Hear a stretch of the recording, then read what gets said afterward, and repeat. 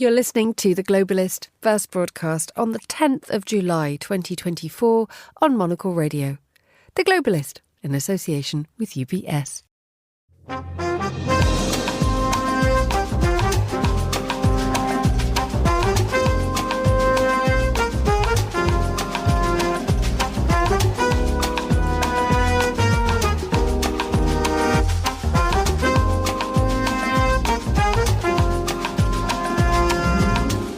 Live from London, this is The Globalist with me, Emma Nelson. A very warm welcome to today's programme. Coming up. Today, NATO is stronger than it's ever been in its history. When this senseless war began, Ukraine was a free country. And the war will end with Ukraine remaining a free and independent country.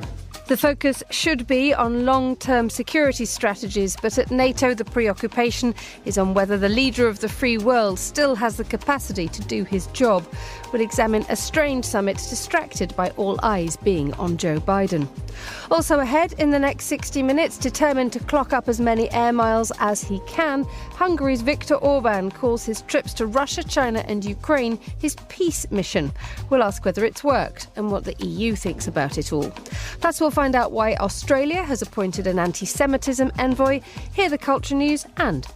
What Keir Starmer has committed to this morning is setting up pretty swiftly the Council of Region and Nations. Why is that important? Because it gives us a forum with the Prime Minister. We explore what a new government here in the UK could do for its cities. That's all ahead on The Globalist, live from London.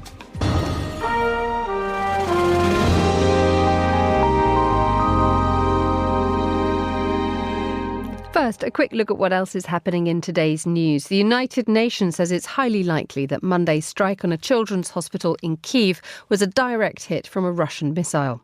Cameroon's President Paul Biya has secured approval to delay parliamentary and local elections until 2026. The president is 91 years old. And the Ariane 6 rocket has blasted off on its debut flight, giving the European Space Agency the ability to launch satellites again by itself. Stay tuned to Monocle Radio throughout the day for more on these stories. But first, NATO is 75 years old this year, 6 years younger than the current US president. Asking whether it is fit for purpose has been a perennial question asked of the alliance. And now the same is being wondered about the man in the White House. The NATO summit in Washington was supposed to be a chance for clear strategic solutions to be offered to the world's biggest security issues.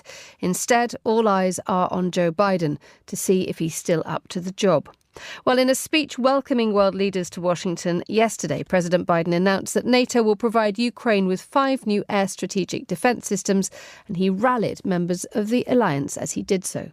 Again and again at critical moments, we chose unity over disunion, progress over retreat, freedom over tyranny, hope over fear. Again and again we stood behind our shared vision of a peaceful and prosperous transatlantic community.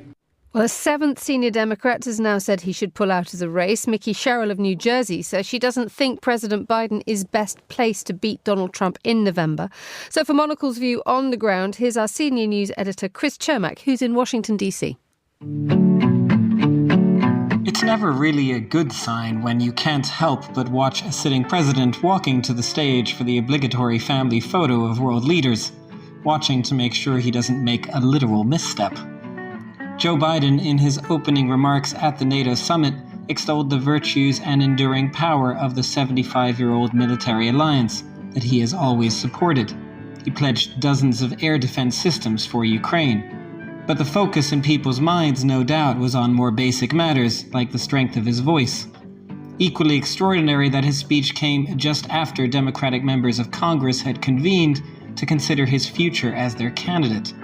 They're with him for now, but the big test will come on Thursday at Biden's high-stakes press conference. Monocle and the rest of the world will be watching, and despite the historic summit, they'll be eyeing less what he says and more how he says it. Well, listening to that was the US specialist and professor of government at the University of Essex here in the UK, Natasha Lindstedt. A very good morning to you, Natasha. Welcome. Good morning. So we have this astonishing situation where Joe Biden is playing host to an organisation which is younger than him. That's true. Yeah, there was a lot of attention on what he was saying last night. So tell us a little bit about, the not just the contents of what he was saying last night. I mean, we're just listening to his clip there. It seems as if he is saying all the right things, talking about or using all the positive words, being dynamic, choosing unity over disunity, progress over retreat, etc. The tone, however, one gets the feeling that he was working incredibly hard to maintain the energy. No, definitely. I mean, this is a very different type of speech that a U.S. president would give to other NATO leaders, because normally it is about the content of the speech and not whether or not he pronounces words correctly or makes missteps. And that, he has, like you mentioned, the energy, the vitality, that he appears to be physically and mentally fit. So there was more scrutiny on this speech than normal. And I think he was also trying to draw a contrast with Trump, because so many of the NATO leaders are worried about what is going to happen if Biden loses and if Trump is the next president. Trump hasn't been a big supporter of NATO, threatening to leave at times and threatening NATO nations, has been much more supportive of Russia, of course. And so Biden was trying to draw these contrasts and, quoting Ronald Reagan, if you are threatened, we are threatened. If you are not at peace, we cannot be at peace.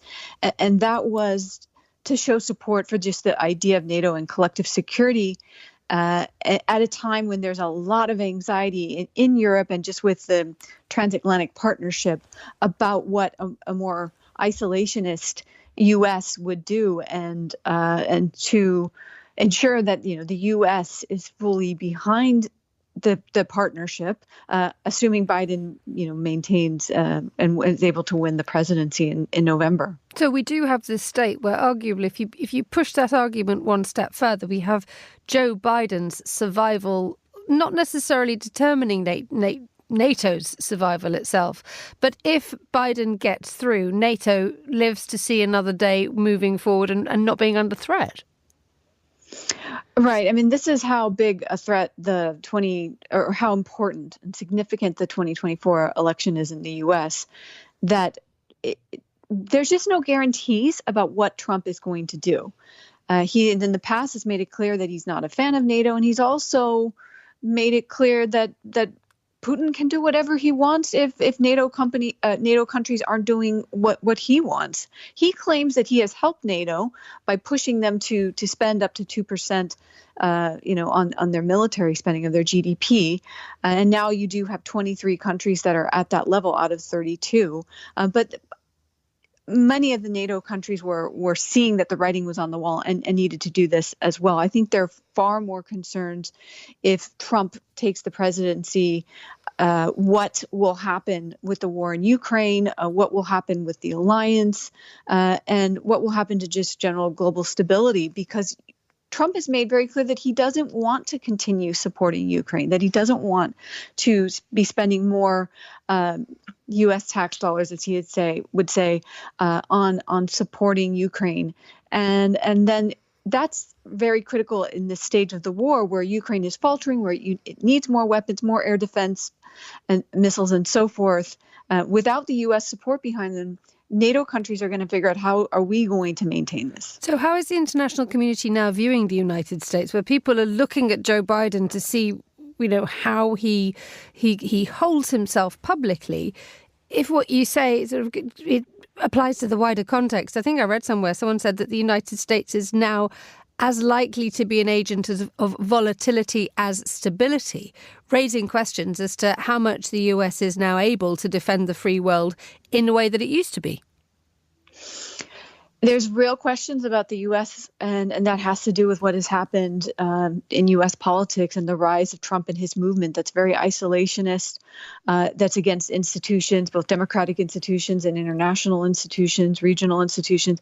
This creates all kinds of instability, and it affects the level of democracy, because if the U.S. is not fully committed and behind what it promises it's going to do, that affects pre-existing plans that are in place in countries. That's why many of these European allies are already trying to figure out, how do we survive without the U.S.? How do we make it on our own? Macron of France, of course, has been one of the most notable leaders sounding the alarm of NATO. The European Union cannot survive on, relying on the U.S. to always back it up militarily speaking, and that they'll have to spend much more money modernizing their own militaries. Just explain to us a little bit about how effective Joe Biden has been when it comes to protecting international security. I mean, everybody worries about what Trump could do to it, but bar his delivery, how solid a player has Biden been? Well, Biden has brought the U.S. back to the way it was before, at least, and whether or not people view that as helpful, that's up for debate because he's a Democratic president. But for the most part, his foreign policy and strategy has been in line with pre-existing plans that have been in place for decades. To be committed to NATO, to be committed to democratic allies, to be committed to the transatlantic partnership, and to see Russia as a threat. And so there is actually a movement, it's part of Trump's movement in the U.S. that does not see Russia as threatening, that doesn't think that Putin is going to continue its attacks past Ukraine and attack other European allies. So people have, at least in the U.S., have very, very different views of what Biden has been able to do to ensure stability. They would make the argument that there wasn't an attack on Ukraine when Trump was president. But this was all probably because Putin was gaining the momentum to make the attack, that it wasn't something that was going to happen overnight. So, I mean, it's hard to assess whether or not Biden's presidency has made the world more stable. You see, there have been conflicts that have been going on, but he hasn't done anything in terms of foreign policy standpoint that is really very different from his predecessors apart from Trump. Natasha Lindstedt, thank you so much for joining us on Monocle Radio. You're listening to The Globalist.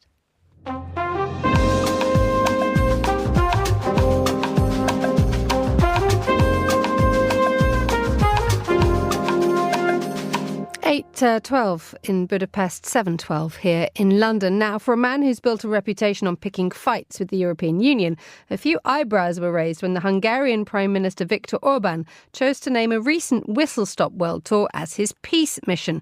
Mr. Orbán's travels took him to Kyiv, to Moscow and then to China. Well, to tell us more, I'm joined now by Justin Spike, AP's Hungary correspondent based in Budapest. A very good morning to you, Justin. Good morning. What has Mr. Orbán been doing?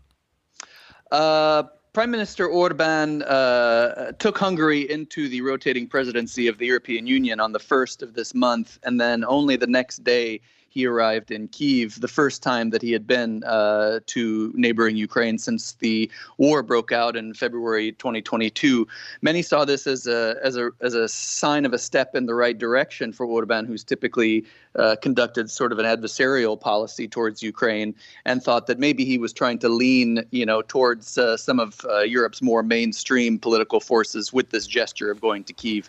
But those hopes only lasted a couple of days when a couple of days later, he made a secret trip to Moscow to confer with Russian President Vladimir Putin for about 3 hours. Now, he described this trip as a peace mission, as you mentioned.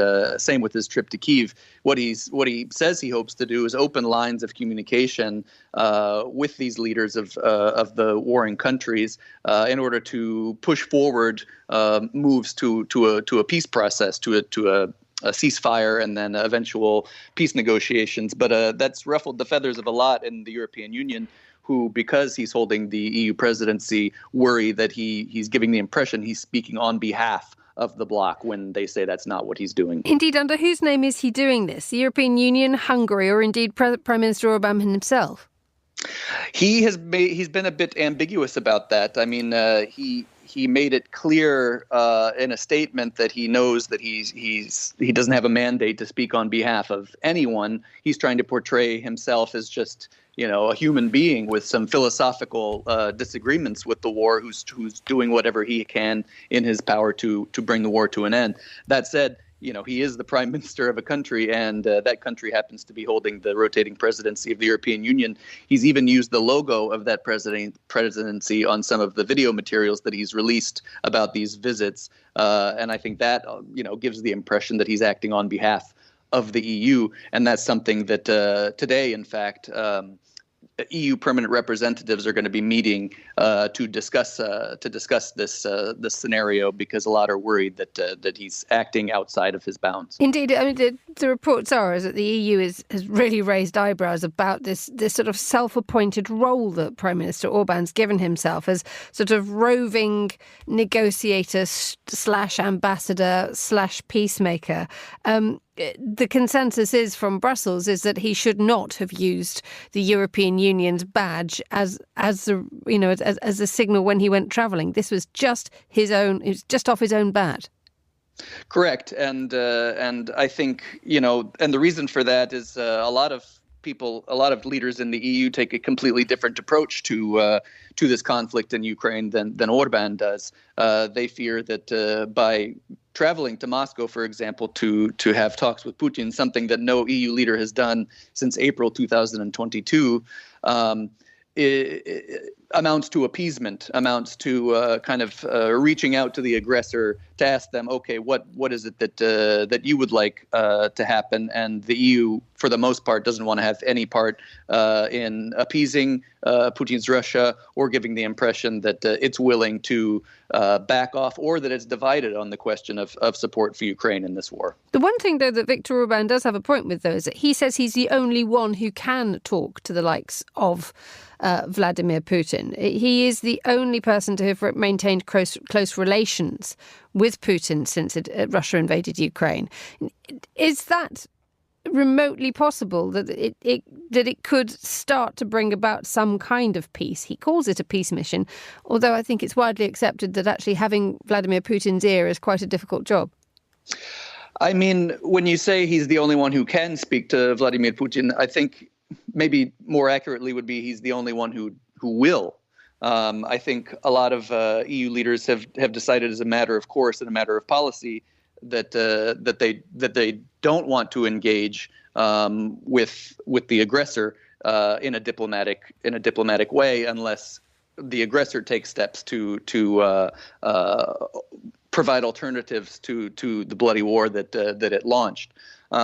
Whether this peace mission can result in some sort of peace or the beginning of peace, that's anyone's guess. Although I think that given the response of a lot of the leaders in the West, in the EU and in the United States, it doesn't appear that it's winning a lot of hearts and minds, this peace mission of his. With Hungary taking presidency of the European Union for the next 6 months, how much is Viktor Orbán and Hungary possibly capitalising on the fact that with a weakened Germany and the France in chaos and alliances with Giorgia Meloni being formed, that there is a leadership vacuum in the European Union, and Viktor Orbán is effectively trying to fill it as quickly as possible? I think that it's likely that he's using this moment to his advantage. Orbán has proven himself in his last 14 years at the helm in Hungary as extraordinarily adept at punching above his weight, if you like. Hungary is a small country of around 10 million people, but Viktor Orbán is rather famous in Europe because of how he conducts his politics. He puts his name and the name of his country in the headlines on an almost daily basis. So Hungary is a force to be reckoned with, despite the fact that it's a small Central European country. And he himself has described this policy, I think, last year in a speech. He said, given Hungary's limitations in terms of geopolitical power, it has to conduct a radical foreign policy to draw attention to itself. And I think that's part of what he's doing with this new grouping within the European Parliament, which he has recently formed, which he's calling the Patriots for Europe, which looks set to be the third largest group within the European Parliament in only this last 10 days of existence. So I think he has been adept at using these.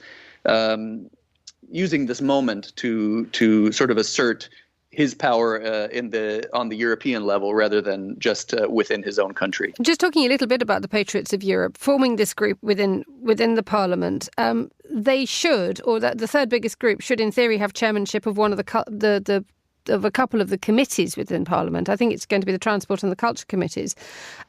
But the European Parliament has deployed what it calls a cordon sanitaire, which stops various parties from gaining influence from within the party. I think the EPP's leaders said that those who are against the European project cannot represent Parliament.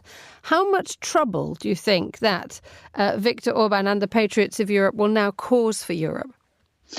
I think that this cordon sanitaire, similarly to what the left and the centrists in France did in their last election, is indeed an attempt to go into damage control with the rise of the far right. And I think it took some people by surprise that this Patriots for Europe was able to grow to such dimensions in such a short time. And I think, given the fact that they are the third largest group, that's 84 MEPs from 12 countries currently, it could be that even more will join their ranks in the coming days. I think that they have the potential to definitely have an influence on decision making, whether they take positions over some of these committees or not. I mean, what it basically means is that the traditional center right and center left no longer holds a majority within the European Parliament. So it's definitely a significant voting bloc, and they'll be able to use that. Finally, there are reports from the Russian newspapers saying that it had an interesting take on Viktor Orbán's peace mission. And I'm quoting here, so I'm not quite, how we can attribute it is a different matter. But it says, after visiting Russia and China, Viktor Orbán may pass the information he has collected to Donald Trump's team. What are your thoughts on that? There's a lot of speculation. Viktor Orbán is now in Washington for a Nato summit. His team has said that he will hold several bilateral meetings. So presumably, he may meet with President Biden. We don't know exactly who he's going to be meeting with. He did meet with Turkey's President Erdogan. That's been confirmed. But there's a lot of speculation that he'll use his time in the U.S. to visit Trump, because he's portrayed Trump as in a unique position to bring an end to this war. And he's really banking on Trump's victory in elections in November in the United States. So I think, what Putin and Orbán discussed in Moscow, none of us really know behind closed doors. But if Putin decided to send a message to Trump, then I'm sure that Orbán would be willing to oblige. Justin, thank you so much for joining us on the programme. Still to come on The Globalist, our team on the ground at the NATO summit speaks with the Estonian Minister for Defence. We are as safe as NATO. This has been our security cornerstone, and we continue believing that. And this is why Estonia has been very vocal in NATO. This is why we are saying that, yes, we will invest a lot into our own defence. Stay with us on Monocle Radio. UBS has over 900 investment analysts from over 100 different countries. Over 900 of the sharpest minds and freshest thinkers in the world of finance today. To find out how we could help you, contact us at ubs.com.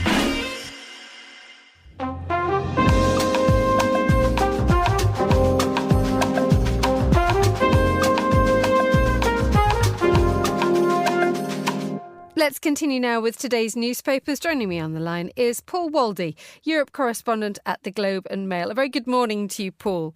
How's life in your world today? Oh, it's going okay. It's, fine. Can't complain. Excellent. Delighted to hear it. Right, let's crack on with the papers. We have the formation of a government here in the United Kingdom where bits and bobs of information and strategy are now being revealed.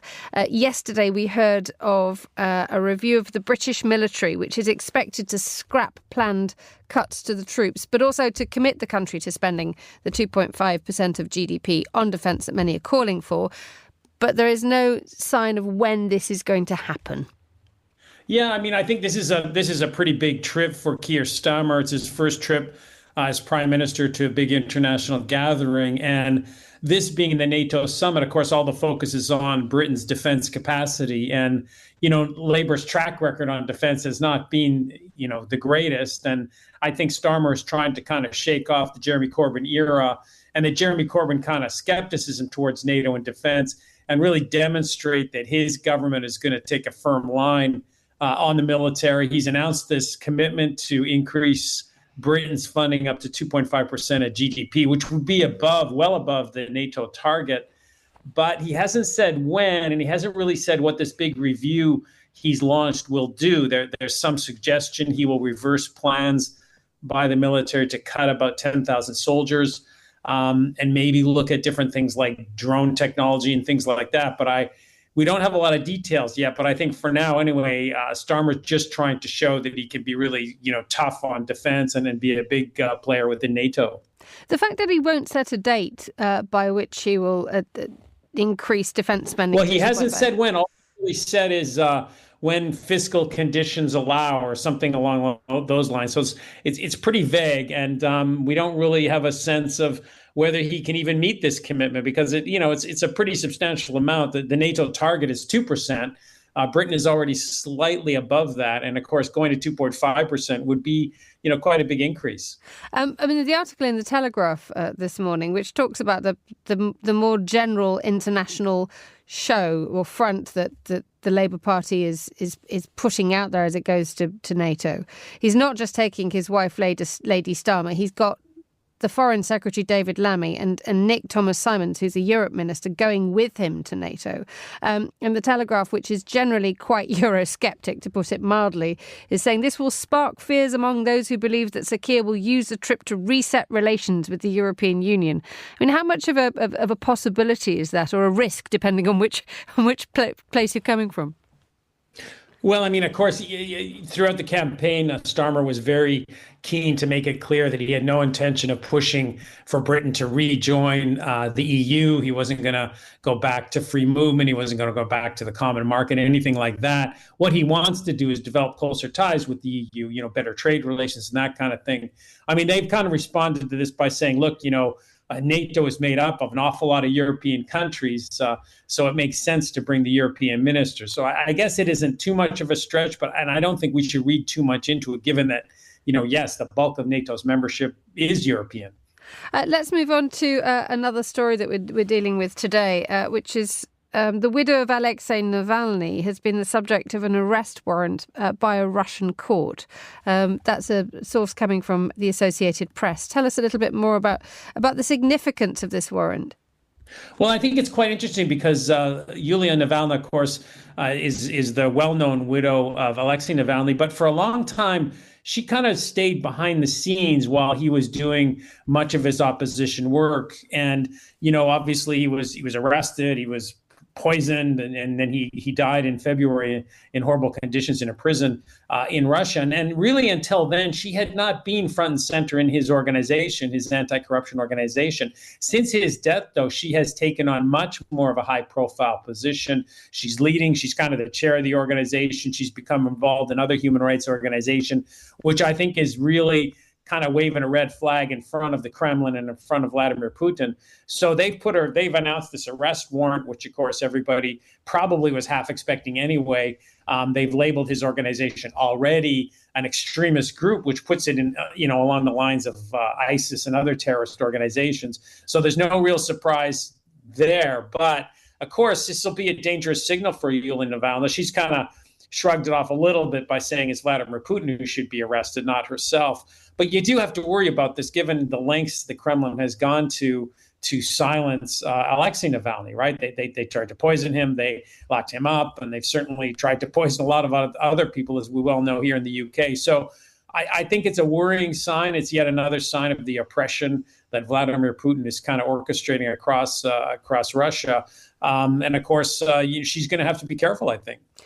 Let's move on to another story that's coming out of the Globe and Mail about the author Alice Munro and the difficulty that professors and the academic world is now having teaching her work, given what is now being revealed about her and her family's private lives.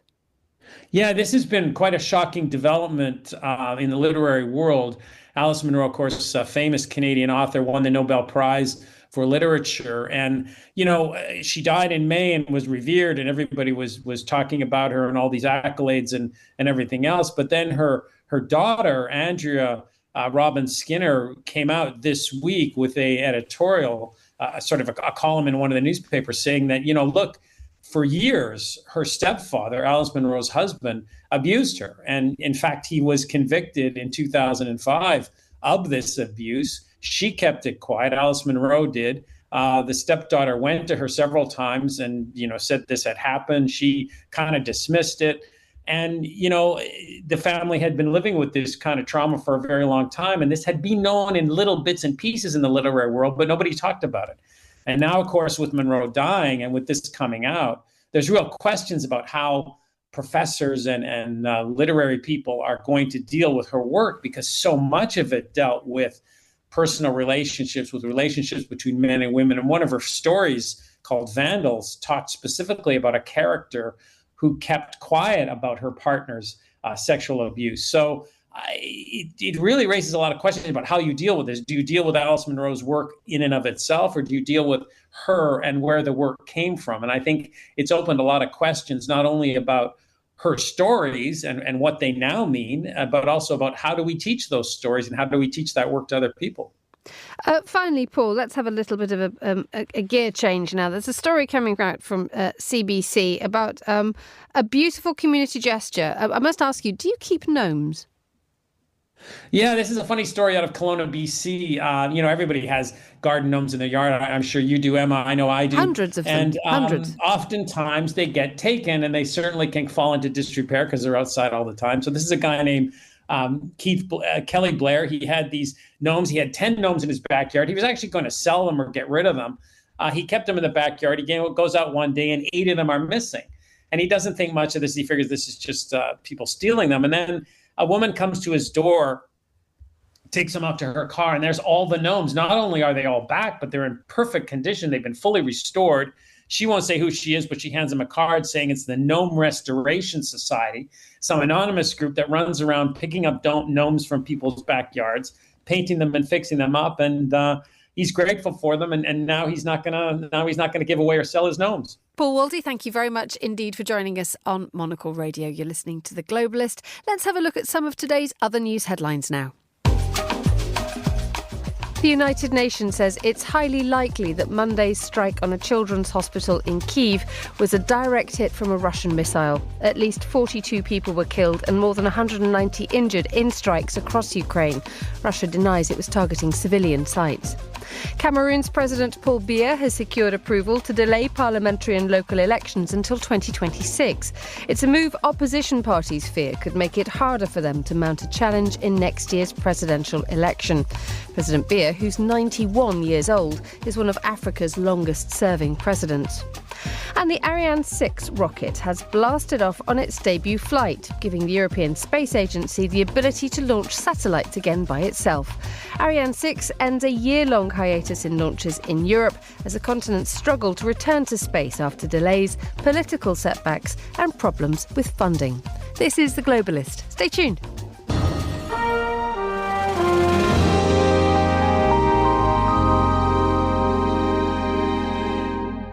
Now, yesterday, at the first day of the NATO summit, Baltic and Nordic leaders presented a united front, helped by the fact that all of them are now in the NATO alliance with the addition this year of Sweden.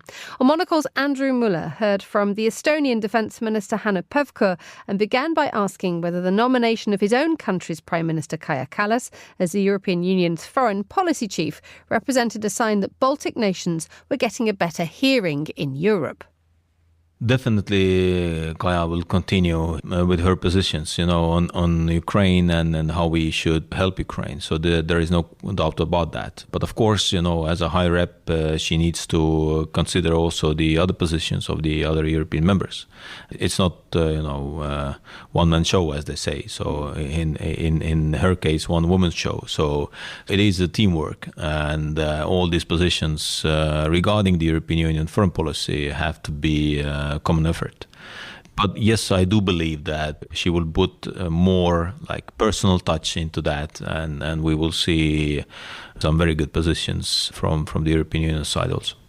But as you look at the Ukrainian situation more broadly, do you see any, reflection of Estonia's own vulnerability in it? I mean, do things like various prospects for the near future which are raised, a negotiated settlement of some sort with Russia, via which Russia would presumably make territorial demands, and or the potential restoration of a US president who is, to say the very least, somewhat NATO sceptic. How safe do you think Estonia feels at the moment? We are as safe as NATO and as any other country in NATO. So we do believe in NATO. This has been our security cornerstone, and we continue believing that. And this is why Estonia has been very vocal in NATO. This is why we are saying that, yes, we will invest a lot into our own defense. And I always said that our defense lies on the three pillars. So first is the defense willingness, what comes from your heart. And the second is your own defense capabilities, what we are increasing heavily and going to 3.4%, passing also the United States this year. By percentage-wise, not of course with the absolute volumes, and the third pillar is the defense cooperation. So defense willingness, defense readiness, and defense cooperation are these three pillars, and we will continue building these relations. And this is regional cooperation. This is cooperation in NATO. And we strongly believe in that one for all for one principle is something which has given us the luxury, I would even say, to live in peace for the last 75 years. I also wanted to ask if you could give our listeners something of a picture of what an event like this is like for a NATO defence minister. We're having this conversation in the very pleasant surrounds of Estonia's embassy here in Washington, D.C., but once you're done here, what will the next few days be like for you? Well, busy as hell, to put it very simple. So a bunch of meetings, bilateral meetings, different conferences which are part of that summit. And of course, then the plenary, and this is the most important part. And then as I said about Kaja, it's the same for me. So I cannot do that without a team, because the team members are the ones who are drafting the final communique. So and for the ministers, it's just the final dot on the I to have this approval. But the most of the work will be done by the political directors from the side of the advisors and many other people who are working heavily and intensively to get the consensus of the wording of the final communique. But yes, it's a lot of meetings, a lot of interviews, and this is exactly how it should be, that we have to talk to our populations. So because when we are not saying what we are doing here, then we do not have the trust from our population. And on just finally, on I guess what is the fundamental question that's going to keep coming up, is there any division that you see within NATO over what an acceptable end to this war between Ukraine and Russia is? Because Ukraine obviously wants all of its territory back, its 1991 borders back. But do you worry that there are members within NATO, especially if this grinds on for another 2 years, another 3 years, might start thinking about a settlement in which, for example, and it's not hard to imagine this, Russia is allowed to keep what it holds and the rest of Ukraine, by way of compromise, is welcomed into NATO and the EU? Well, of course, many, especially in the media, can speculate that what is the position of different countries. When I'm sitting together with my colleagues around the table, then I do not see that concern. I see that all of them want to achieve the same result with Ukrainians, that Ukraine will get back the territories. Even Hungary? Well, they are not saying that we should give some territories to Russia. They've never said that behind the table. So, we can speculate what they're talking in the corridors or what they're talking in Budapest. But at the end of the day, it is important what they're saying behind the table when we are all sitting behind the table. So this is why I see a clear determination of countries to help Ukraine to get the victory. And of course, it is also important that Russia will lose that war, that they will not have the anticipation that they got some victory from that. Although it doesn't matter how this war ends for Putin, of course, and for Russian domestic audience, still it will be a victory. Whatever the result will be, they will be even when they will be kicked out from the Ukrainian territory, then probably Putin will say that we achieved our result of denazification of Ukraine. But this is totally different story. What is the reality? What is the message inside of Russia? That was the Estonian Defence Minister Hanno Pevkur in conversation with Andrew Muller. You're listening to Monocle Radio.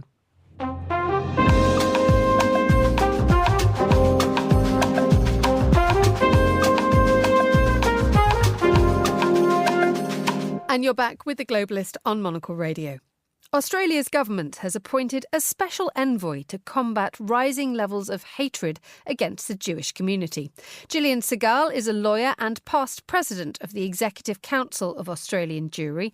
And to tell us more, Karen Middleton is Guardian Australia's political editor and a regular Monocle Radio contributor. I'm delighted to say she joins me down the line from Canberra now. A very good afternoon to you, Karen. How is Canberra today?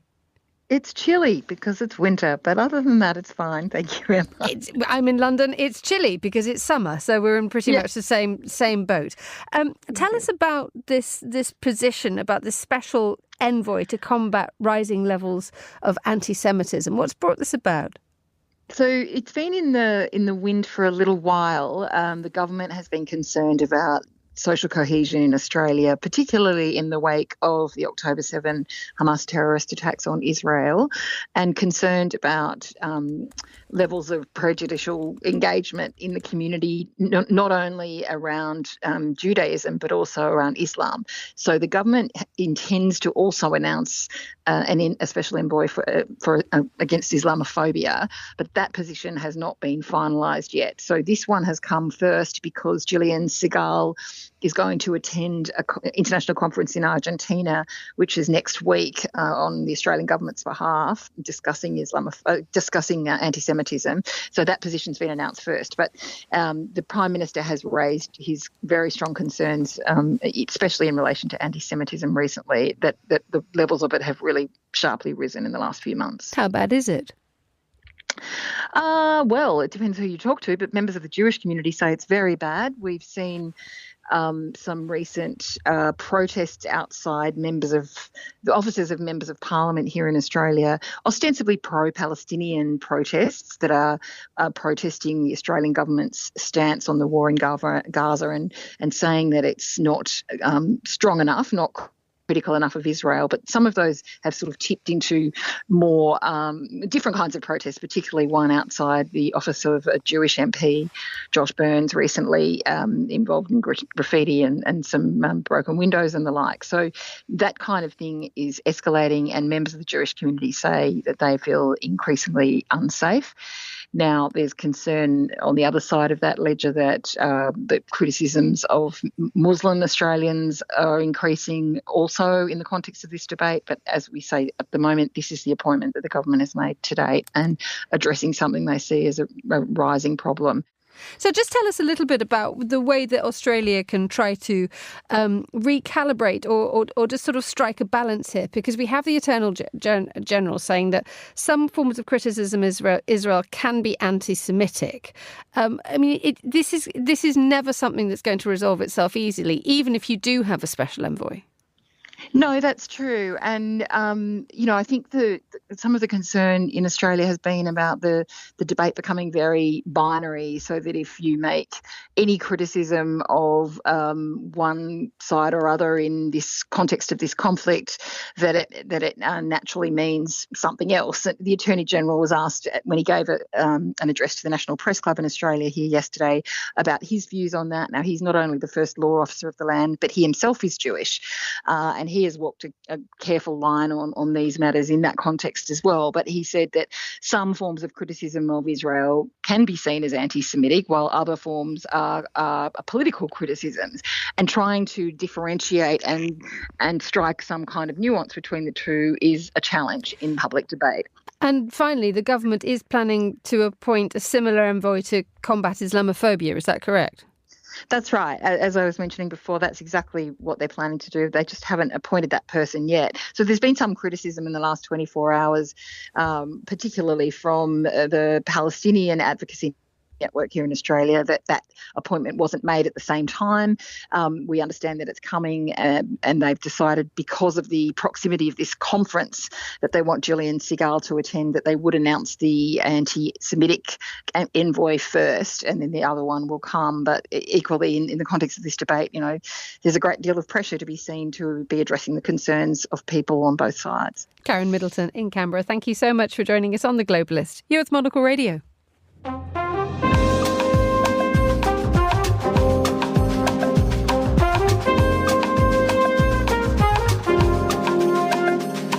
7:45 here in London. Let's talk culture now with the arts journalist Emma Rose Abrams. She joins me in the studio. Very good morning, Emma Rose. Good morning, Emma. How are we doing? I'm all right, yes. Excellent. Yeah. You're poised with a phone full of notes. Exactly. We'd better get on with it. We better.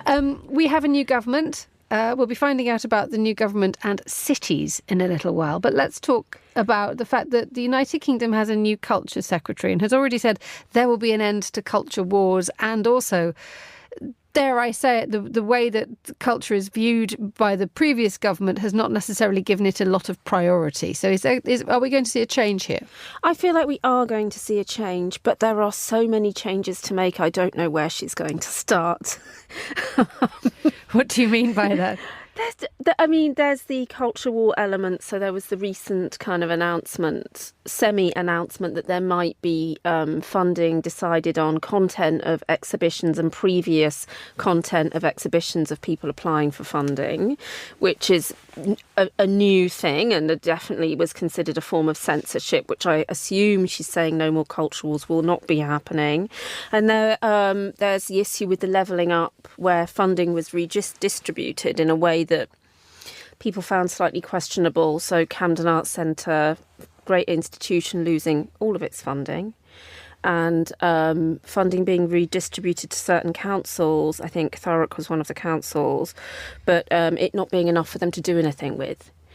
Where's the money going to come from to fix this problem? Because this has been the age-old argument that actually when you have very, very urgent need to repair the health service, the military, that culture suddenly becomes a nice to have and not a must have. Absolutely. And I think this is the big question. And I wonder if we, even though we're having a change of government, a change of atmosphere perhaps around culture, that the plans that people have in place for more collaborations and work with the private sector might have to continue. And the issue of where the United Kingdom now stands globally when it comes to its contribution to culture. When you look at some other countries, I mean, one always looks at France because it's just across the water, that the priority and the weight given to creating a culturally relevant and excited nation is important in France. And that is no longer, or has no longer been seen to be the case in the UK. Where does that leave the UK globally? In not a very good place. I mean, when you look at what France has done to their reputation globally, even in the last 5 years, it is now a leader, from television to film to art to, Paris Plus, the Art Basel Paris. They've really pushed it forward, and you can see the results immediately. Today we're all talking about French culture. We weren't doing that 5 years ago. And we're still talking about Britpop. Which is still there and isn't bad. No. But let's move on to something which was British originated in the luxury art end, which is Frieze. Frieze started as Frieze London and then has grown globally.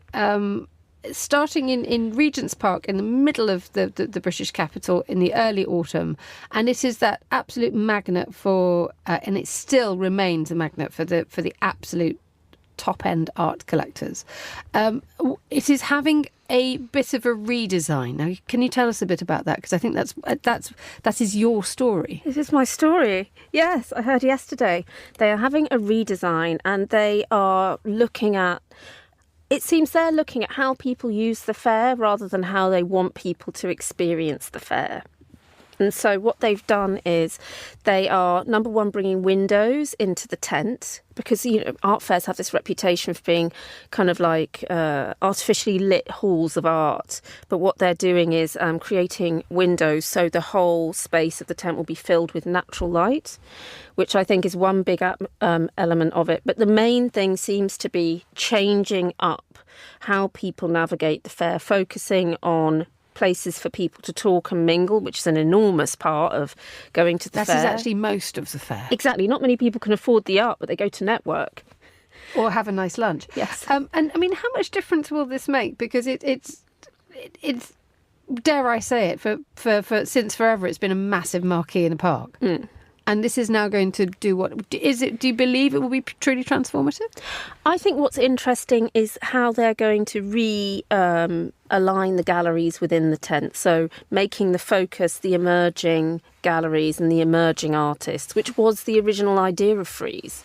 It was kind of what it was about when it first started. And I think taking the big kind of high-profile so-called blue-chip galleries out of the entrance and putting in emerging organisations is going to maybe put people back in touch with why they started coming to the fair in the first place, we hope. Finally, let's talk about public art in California. This story rang a bell with me because of everything we're talking about, this foregrounding, smaller galleries, emerging artists, and the idea that we may have to work with private public institutions in this country, which we're not so much used to. And this is a Stewart collection in California. And this is a kind of a university campus collection, but it's public, it's open to the public, which is not always kind of the case in the United States. And they are now expanding their collection and bringing in emerging artists and having a programme of younger artists, so kind of platforming this kind of upcoming generation alongside their collection, which is Barbara Kruger, Jenny Holzer and Mark Bradford, these massively established artists. And they're going to be working with a few artists, Rojo Negro and the wonderful artist Precious Okayomon, who works with gardens and designs these wonderful growing artworks and ecosystems. So I thought there was a wonderful story of, how these things can work well. How much does this actually set? I mean, we were talking at the beginning of this interview about how a nation sets its cultural benchmarks and how it sets its direction. This is something which doesn't just talk about, the nice things that we can have now, but the importance of places like this to nurture emerging artists. It's so important. It, number one, gives you a chance to make a mistake or to experiment as a younger artist. Not everything is depending on what you sell, and it also gives you the chance to kind of work with and meet other people who are working at the same level as yourself. How much does money come into it, though? That you have that issue of, let's nurture artists, but they need to be bankable artists, don't they? Yeah, they do, which is why things like a kind of university campus is so valuable. And tell us a little bit about who else is doing this. I mean, you have this public art collection in California, but it is often the private sector which massively has to support this. And what role does the private sector play in all this? In the States, a huge role. I mean, their museums are run completely differently, and often it's patrons and private galleries who work with the institutions and boards of trustees that actually make a lot of the decisions. Rose Abrams, thank you so much for joining me in the studio. You're listening to The Globalist on Monocle Radio. UBS is a global financial services firm with over 150 years of heritage. Built on the unique dedication of our people, we bring fresh thinking and perspective to our work. We know that it takes a marriage of intelligence and heart to create lasting value for our clients. It's about having the right ideas, of course, but also about having one of the most accomplished systems and an unrivaled network of global experts.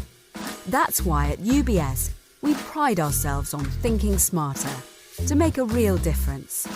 Tune in to The Bulletin with UBS every week for the latest insights and opinions from UBS all around the world.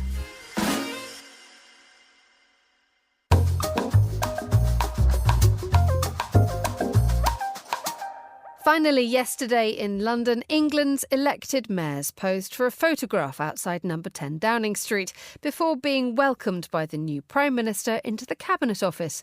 For many of those invited, most of them being part of Sir Keir Starmer's Labour Party, this was a first. Sir Keir's predecessor had hardly met any of them. So what does this mean for the role of cities in the new political era here in the UK? Well, for more on this, I'm joined now by Kat Hanna, an urban affairs commentator, co-managing director for London at Avison Young, and a regular voice here on Monocle Radio. Some could hardly believe their luck, could they, Kat, to be actually at number 10, a first for so many? Morning, Ella. Yeah, absolutely. I think the selfies really tell the story. Lots of happy, smiling faces. Like you said, I think a feeling of actually quite how far we've come in terms of the significance of this collection of urban leaders being brought together. But also, again, I think, recognizing actually how much there is to do as well. And so I think whilst there are obviously lots of smiles, I'm sure there would have been some pretty serious discussion just about what really a lot of these leaders have on their to-do list. Indeed, because the role of the elected mayor in the United Kingdom has partial devolution, doesn't it? And there has been this struggle between Number 10 and major locations across the UK about how much power can be wielded by whom. Absolutely. And you make a really important point that, devolution is very much an evolving process here in the United Kingdom, and then specifically in terms of in England and to the cities and regions in the UK as well. And the starting point we had, really is one of a heavily centralised state in the UK, and particularly England, and also the dominance of London.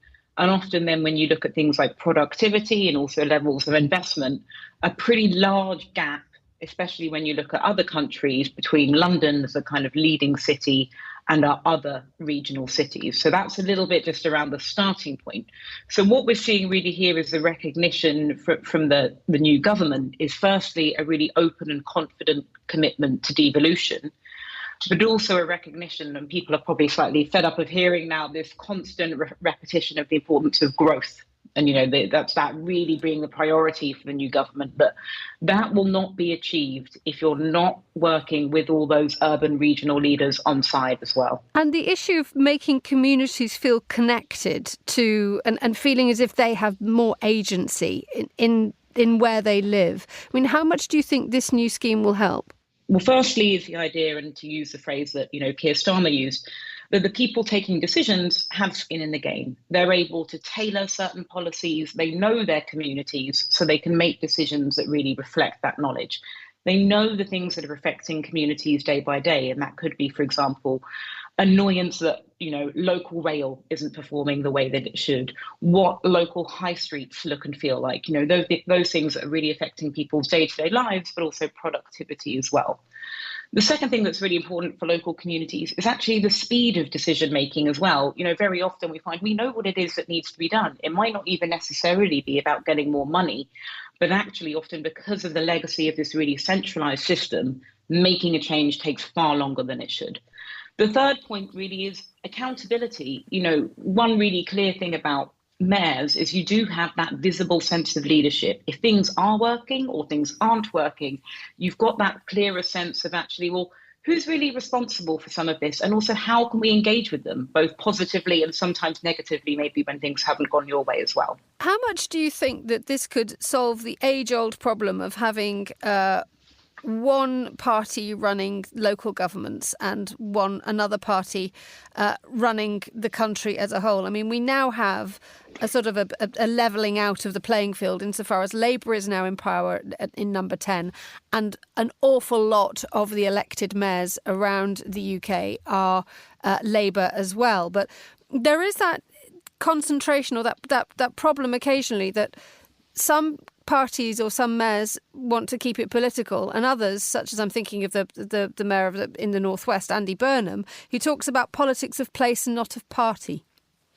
Yes, and I think that is an important point made by Andy Burnham, which is, by and large, a lot of these mayors, a lot of these regional leaders do tend to be pretty pragmatic. They are much more driven by what is it going to take to deliver for their local areas, rather than necessarily always towing the party line. So again, we've seen enough actually sometimes tensions between leaders at a sub-regional level and actually of a national level, as much as we do of those of different political parties.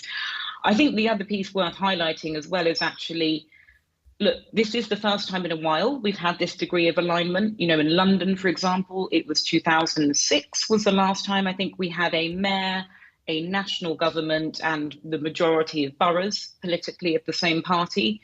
We have got one Conservative in this group of the kind of nations and regions. But actually, even this Conservative, Ben Houchen himself, was actually really quite positive about being brought round the table in the way that was done yesterday, and the feeling that there is a direct line into national government. So I think, look, there's definitely a feeling that alignment is going to be helpful. You're going to have tailwinds that will have everyone ideally pulling in the same direction. But it actually also just means having a maturity of relationship, which ideally does cross those political divides. And the indication that we've seen yesterday is that it will, where those leaders can pick up the phone to one another and can have the conversations they need to have in order to meet these shared goals of increased productivity, better quality of life, delivering on housing, transport, and so on. Who else does this well? I mean, where should the United Kingdom be taking its inspiration from now? It's a really important question. And I think, look, I'm always slightly hesitant to say, you should look to this country or that country, because it's often realising actually really here, what is our starting point? And it's also about thinking, look, it's not just about in terms of governance, how are we set up, but actually also how is our economy set up as well. So I can't think of one country I'd say and say, look, we should be emulating this. They are doing it really well, because I think actually what we're seeing really for the first time here in the UK and particularly England is that more confident and committed sense of devolution can actually deliver. And it's probably going to have its own flavour of what that looks like. And I don't think that's going to be a bad thing at all. Finally, Kat, if I can ask you about a story that's breaking in the FT about large London office buildings proving almost impossible to sell. Just explain to us just how much of a problem is this for big cities now that high interest rates and hybrid working have completely unsettled the way that cities have been designed for arguably hundreds of years? Yeah, so as you said, this is a piece of the FT looking at the challenge, and actually what we've seen is a decline, as you said, in terms of the ability to shift some of these larger buildings. And we say large, we are talking, I think it's assets of around 150 million. So we are talking quite big here. So there's a couple of factors at play here. As you said, there is obviously the interest rate issue. Particularly if you're going to need to borrow to go and buy a building like that, that's going to cost quite a lot as well. So there's not that many people right now who are willing and able to take on that debt. At the other end of the scale, that means what you are seeing is more movement around smaller buildings or at that slightly lower end of the price as well. Because particularly if you've got those types of buyers who are able to buy a building and aren't needing to take on a load of debt, for example, this might be having a significant amount of family wealth, and we're talking very significant here, even to buy a small office building in the West End, for example, they are much more able to do that. So there's obviously what is happening around interest rate and the ability of people to take on debt in order to able to buy. The other piece, and actually something that's not touched on as much, I think, in this article, which is a really interesting point, is actually also about the quality of these buildings as well, and what it is that investors and actually also tenants are after when it comes to taking office space. And we've, for example, heard a lot more about the importance of sustainability credentials. It's not just about the size of the building, it's how it's going to perform both currently and in the future in terms of energy, in terms of net zero.